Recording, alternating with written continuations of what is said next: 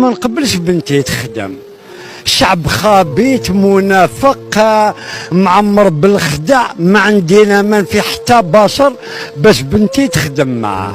باش نقولها لك من الاخر، كي تكون تخدم مع النساء في العجين ويدخلني التوسويس يجي هكاش ميساج ولا ما على باليش.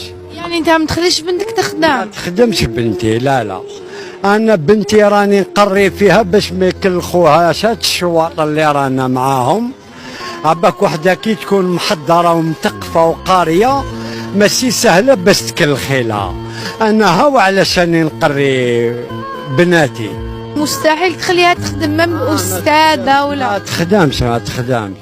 انا نحوس نطلق راسي منا باش نهربهم ولتما ندير لها حياتها ونقول لها واش نقول لك، انا دينك وريته لك، الدنيا وريتها لك. والزواج تزوجها؟ هنا في البلاد لا انا بنتي نقبلها بصح ماشي هادو. يعني بنتك ما تزوجهاش بجزائري؟ ما نتزوجهاش بجزائري.